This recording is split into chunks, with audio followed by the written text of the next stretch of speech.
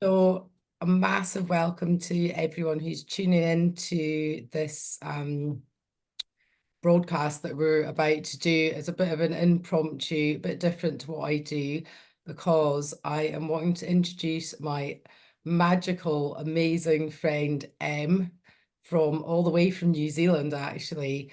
And I am just fascinated about the new twists and turns of where she's going with her healing work. She's been healing the humans, she does Reiki, um, she was doing soul-centered healing hypnosis, the same as me, but she's taken a completely different tangent. And this is going to be all about the animals and what she has created. I just think it sounds amazing, and I just really want to share this with people. So I'm going to just a little introduction about and this is what I've read from you for from your website. So that from a young age that you always knew you wanted to be a healer, and you've always had a great love for animals. And she always thought she would maybe or surely should become a vet, but it never really resonated with her, and she imagined doing something more out of the ordinary, which she certainly is when you hear her story. So she felt very connected to the dragons since she can remember. So that was another sign in her life that she was anything but ordinary. She also felt like she didn't belong anywhere and always had that deep down knowing that magic was actually, in fact, real, and never let go of that belief, which helped carry her through some of very, very dark times in her life. Her connection to the animals has always been stronger than anything else, and she feels like the animals understand her, and it's just always held space for her. So I think let's just start, Emma, of, how did you end up like moving in such a different direction from all your healing work into what you're doing now with the animals? Yeah, thank you, Sally Ann. So it's an interesting one for me because even when I did my first Reiki course, which was in 2011, I attended it with a whole bunch of people, and I already then had in the back of my mind that I was going to be using this for animals. So, so that was that. But what's really interesting for me and what I've come to realize is that I started down this path, but I think because the animals are so important to me, I have allowed my self-doubt and my limiting beliefs and all those things get in the way of actually doing it earlier than now. Having said that, though, I do believe that there is something about divine timing. So clearly I'm here now, and all these things have brought me to this place. And maybe I needed those tools to help me to realize, or I guess to help me to fully get into this dream of mine. So it's interesting because, as I say, they've always been really important to me. And I think it's always felt like if I couldn't get it perfect, then I couldn't do it. And it's not that it's not that the healing of the people was any less, but I guess it was easier because they could talk to me and I knew what I was doing. But with the animals, it was almost like I can't stuff this up and they can't talk to me. And so what if I do something wrong? And as I say, I think that kind of prevented me from fully stepping into that earlier, if that makes any sense. Yeah, because well, the humans are getting so much work done with them. It's all about the humans, and I just don't really hear much about the animals. And I think all of us are so connected to the animals as well. I mean, the majority of people I know have an animal of some sort, and they deeply, deeply love them. And I have a dog, and I know how healing that dog is for me. So, I think people are really going to resonate with what it is that you're actually doing. So, and I will tell you, so last night I did try out, the healing chamber that you created with Oh, my yeah. dog. Yeah. So I popped it on in bed, and I could see her little ears kind of twitching a bit. And then in about 30 seconds, she was literally like just passed out and snoring and so peaceful and so content. And it's just the most beautiful music. It was actually, it was really, really nice for me just to listen to that while I was lying in my bed. And I thought, what a lovely thing for people to be able to do with their animals in the same room. And I noticed that you had in the video there was like it was all like a crystal grid set up and stuff. And that was, you know, because I was like, oh wow, there's other stuff going on. It's not just the music. So if you want to just I think, do you want to just share like how you created that and how it all kind of works and how the healing works? Yeah, so how that works is in the whole time that I have been doing distance Reiki, for some reason I have always liked to connect via a crystal grid. So I know that you did my crystal grid course with me a little while ago now, but the grids are really powerful because what you do is you set up your crystals, and you can also use stones and shells and other objects, but you set up the crystals and you set them up in a pattern like a sacred geometric pattern. And what happens is that as soon as you connect them, you set the intention, and what happens is they run the energy for you. So what I really like about them is that, as I say, even with healing animals, for some reason, when I've done it via distance, I've always set up a grid. And I think what it is there's something about it that just works for me, because it allows all the energy to run while I am tapping into other things. So I guess I've just got this thing that if I've got to sit here and almost direct the energy and really, really focus on it, if that makes any sense. But Mhm. by having the grid running, I know that that energy is running. And then if I get other insights, I almost then allow myself to go, oh, okay, let me go and grab that quickly because that's just coming to my awareness or whatever it is. And I know the energy's still running. So what I did was this with these containers is I thought, wouldn't it be so nice if instead of, you just saw my mug on the screen, sort of, I guess, sending energy, that people could actually focus in on the grid. And I mean, you've got the candles and you've got the incense, and there's really an energy. Those grids are beautiful because you can actually feel the energy running in them. I mean, each little crystal holds its own personality and has its own essence and its own vibration and frequency that it gives off. So I just thought, wow, what I'll do is I'll set it up in that same grid so that it can run with the music and that, and then I can just almost just send the healing. And if I get sort of called to go, oh, let me amp this up a bit or let me pull that back a bit, it just means that. And also the grid sometimes can just I guess it can regulate the energy that I'm pushing into it so that the animals can receive it maybe. So I might go, oh, let me send some, I'm feeling so much love at the moment, and maybe that's a bit too much for them. So I feel almost like the crystal grid can just, it almost allows it to just expand in these beautiful waves of energy. And it just, that was how I decided to set it up. And then I actually said to my husband, do you think I should create a presentation so that I share a presentation? And he said, no. He said, the candle's burning and there's a whole something going on there. That's how it needs to be. The other one will be almost too fake. Mhm. So Yeah. that's really why I use the grids. And I think that they're beautiful because the crystal, I'm obviously using the crystal's energy as well to send their Mhm. specific crystals in each container. And they obviously are for various purposes. Yeah, and the thing is, your knowledge of crystals is absolutely astounding. I don't know if you are still, are you going to be giving people crystal grid lesson courses? Are you going to still be doing that in the future? Or because that was Yeah, well, amazing. I I've remember actually, doing that and it was such a good course. You have so much knowledge about the crystals, and I think there's so many people out there as well that are, they see crystals, they love them, but they don't know anything about them. So, yeah. So after doing that course with you, what I did was it actually is up on my website, and people can do it at their own pace and buy it. I think mhm.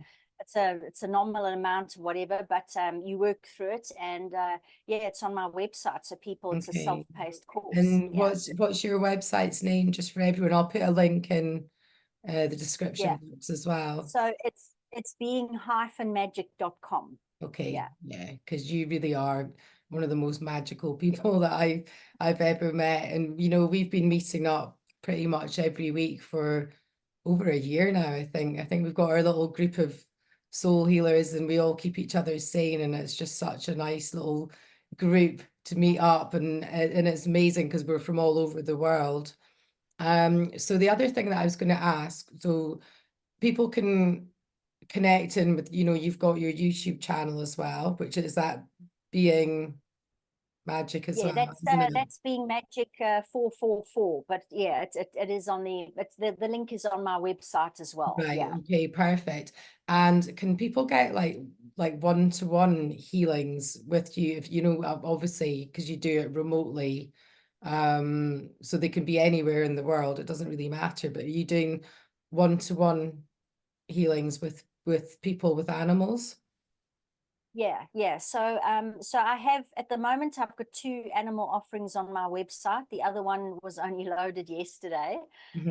But the first one is what I call animal guardianship, because I've always thought, well, am I an animal healer or an animal communicator? Well, I want to be an animal communicator, but what could I do? Am I a healer? What am I?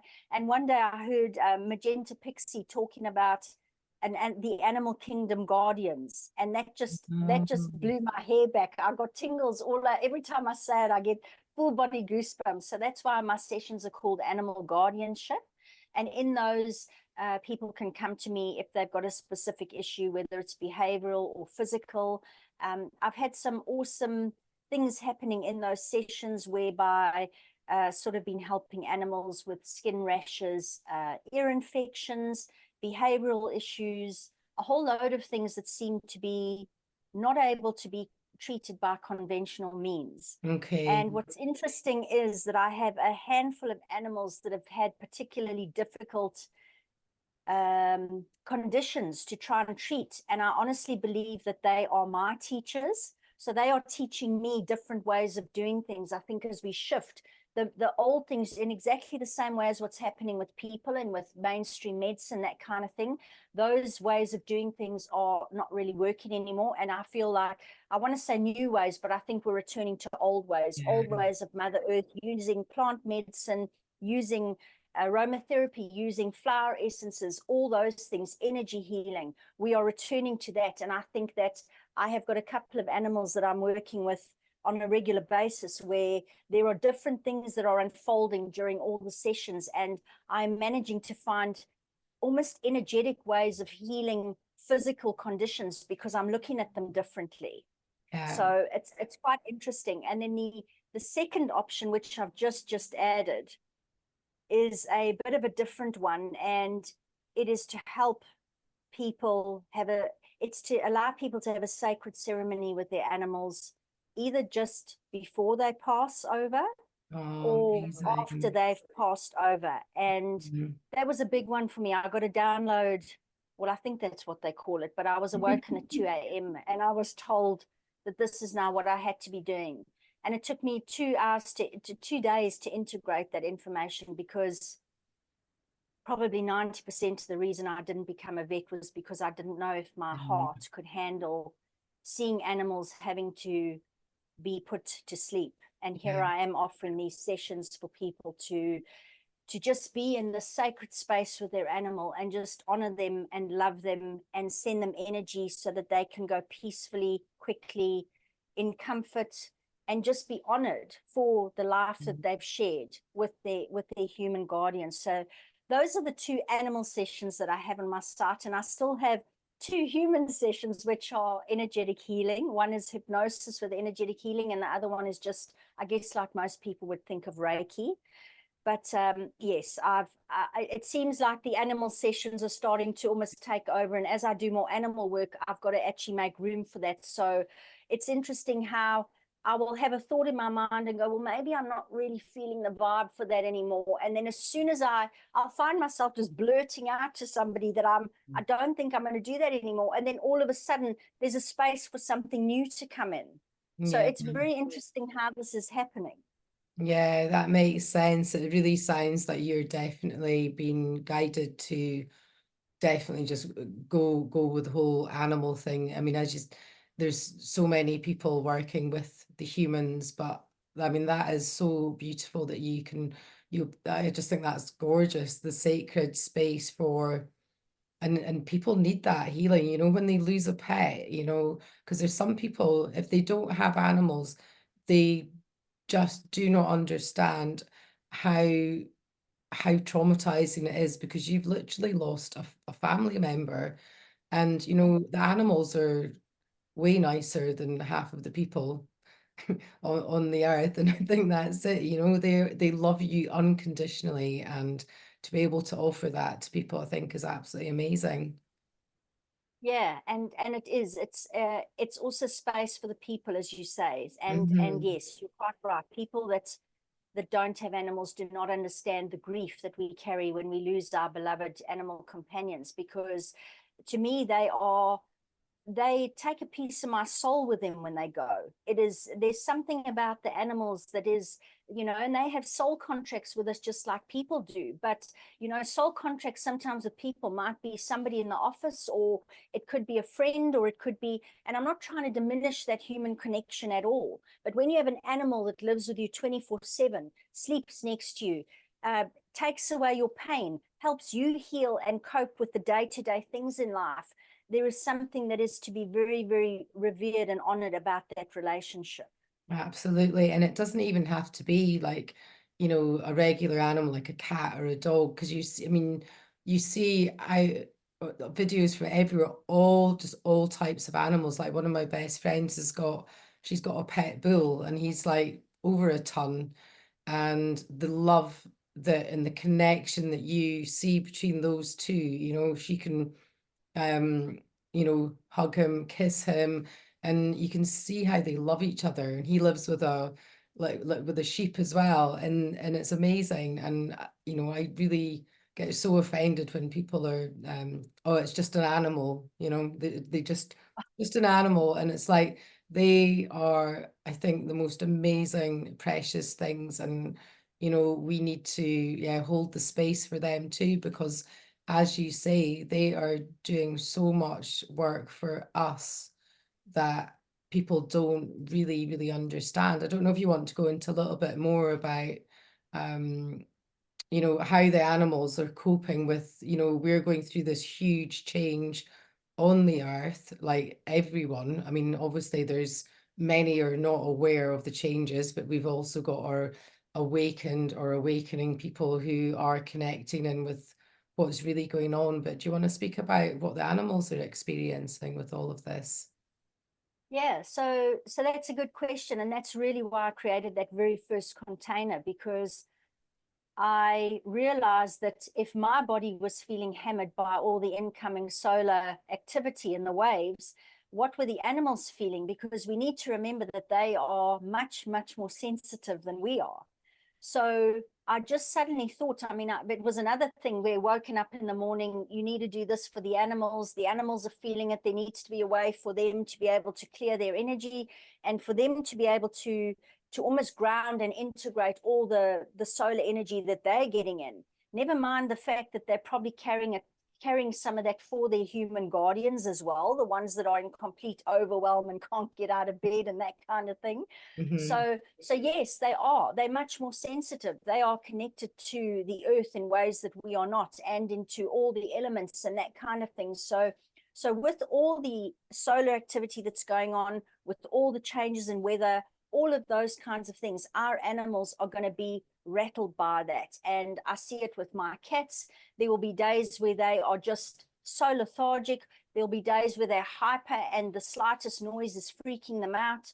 So their bodies are also trying to cope with all this influx of energy. And that was really the purpose of that first container. I am being called to do another one. I'm trying to just go, okay, well, what will that look like and how will it be different? But maybe it'll just be, I don't know, maybe I'll just use more potent crystals or something. I don't know. I'll just allow it to unfold. But really it is that's exactly what that first container was for, is to allow the animals to just let their energy body clear out, let the energy go in, and let the animal be in charge of whatever it wants to let go, whatever it wants to integrate, whatever it needs to ground into the earth. And then that's why there are different containers. Like I released one for pain, so anybody that's got animals that are in pain, that's specifically to actually help them with pain, calming down their nervous system, calming the mind, calming the body, lots of healing, obviously, lots of healing tones and frequencies in there for healing on cellular levels, DNA upgrades, activations, all those kinds of things are in the pain container. And then I have got my fear and anxiety container. Actually, it's just been recorded and it'll be released shortly. And that's for anybody whose animals have got fear and anxiety. And of course, that can be also for Mm. if somebody's homed an abused animal, an abandoned animal, all of them harbor fear and anxiety. And it can even be that they're becoming anxious because of the solar flares. So that one could even help with that kind of thing as well. So yes, the containers are very much for the animals to help try and dissipate that energy, particularly if they're animals that perhaps live in these high-rise buildings and they're not getting out into Mother Nature and able to ground. Because how do Yeah. they ground that energy if they are not in It- touch with the earth? Yeah, of course. And that was the fascinating thing I found out a few months ago is about, when the dogs are out walking on the ground and then they come in and then you're stroking them because they're picking up, they're helping us ground. And I was like, I never thought of that before. And then that's when like my dog's really bad because she won't go out if it's bad weather. But after, a couple of days, you can see them, they start to really almost get, depressed. And you Yes, think how many animals that people aren't looking after properly that must be so bored, so depressed because they're not out there. They're meant to be there lying on the ground out in the sun connecting with nature and then in turn giving us that energy back to us by us, like stroking them. Yeah, I never yeah. thought about the ones living in the high-rise flats. It's not natural for them, is it? No, and of course, it's some people, that's all they've got. So these Mhm. containers will help with that because it'll help the animal to just somehow ground and just let go of those energies in their energetic body. So Mhm. so that they don't necessarily have to be. And of course, there's all sorts of things like grounding mats and things that people can now get. So Yeah. there's lots of new little things that are coming out that are awesome. People can also use crystals in homes if they live in high-rise buildings and that kind of thing, very grounding crystals. Mhm. So you've just got to make sure if it's a dog that it's nowhere that it's going to eat the crystal, but you can still put them in places where they are Mhm. out of reach. And you can even set up grids for your animals, energetic grids like I've been talking about, that actually will allow the crystals will send their energy out in little waves, Yeah. just repeatedly, and the animals will draw on it as they need. These are intelligent, sentient beings just like we Yeah. are. And in fact, I often think they're more intelligent, and they're definitely more loving because they've mastered unconditional love, which is something that us humans still, we're not there yet. Yeah. So yeah, I think your little channel's going to be something for animal lovers to keep an eye on. And just it's just going to be so interesting to see where this leads to because I have noticed the comments from people they're getting really, I mean, there's just such beautiful comments coming up in your channel about people sharing their experiences with their, what's happened with their animal when they've had this music on, the healing music, but it's amazing. Um, so is there anything else that you want to tell anyone today apart from like, we'll leave links in below of how, to find you and if they want to get in touch with you and if anyone maybe wants to then book in like a one-to-one session with you if they've got, a particular issue going on with their animal. But is there Yeah. anything else that you can share with us today or? um No, I guess what I've found very interesting is that now that I've stepped into working with the animals, that's what's really growing my channel. So it shows me that I'm in alignment with my Yeah. purpose and what I've always known to be my purpose. And it's very interesting how I am engaging with more humans through the animals. So Okay. it's almost done a complete about turn. And I guess the only message that I'd like to share, and I really feel strongly about this, is that I always wanted my channel to be something that allowed people to shift their perspective or their view on what animals were. And this goes for the little beautiful soul that lives with you in your home, to the cow that you might see in the field, to the eagle flying above you, to wild animals, even the little ladybirds and the dragonflies, the spiders. I really want to encourage people to start looking at animals differently, be they insects, mammals, aquatic animal, whatever they are. They are sentient beings. They are souls in a different vessel. And some of them hold incredibly high consciousness. You just got to look at the whales and the dolphins. You know, I find it fascinating how I love whales, and to me they've always had such an ancient energy about them, and I don't know what that is. And recently somebody said that they hold all the records for our through all our incarnations from Atlantis, Lemuria, and whatever, because some of that knowledge is so powerful that it couldn't have been allowed to be harbored, or I guess within a human vessel, if you will. So the whales hold almost the records of everything that's ever gone on this planet, and possibly more. So I want people to just start looking at animals differently. They're just like you and I. They're just in a different skin. Yeah, And 100%. they need to be, yeah, they need to be honored, and they can give us so much, and they can teach us so much and share so much with us. I mean, as I say, I learn something every day. It's not like I know it all and what have you. And there are days where I feel completely lost and I go, well, I'm not getting anything. What's going on?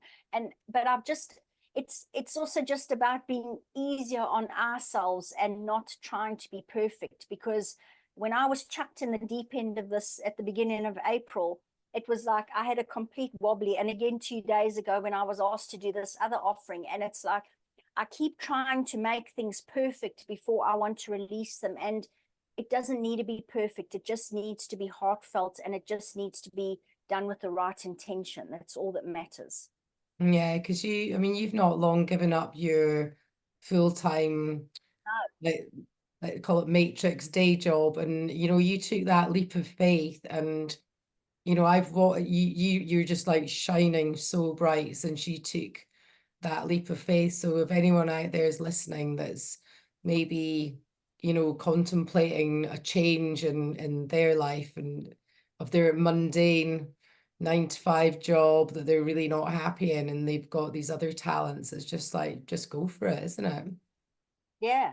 I mean, obviously make sure that you've got things in place, because we still live in a 3D reality, but Mhm. you've actually just got to get out of your own way, because it's only your limited thinking and your belief of who you think you are as this avatar that prevents you from actually living your dreams and experiencing all the magic that is out there. So, yeah. Amazing. Well, Emma, I honestly wish you all the best, and I know that you're going to do so well with this, and maybe get you back on when you're a bit further down the line, and we'll see what else you've managed to create. But it's just been so nice, and I hope everyone that's watched this has got something from it. Please go and check out Emma's channel, and if you've got animals, please go and try out some of her little healing chambers, because they're pretty amazing. So I'll say goodbye, and thanks everyone for tuning in. Yeah. Thank you, everybody. And thank you, Sally Ann.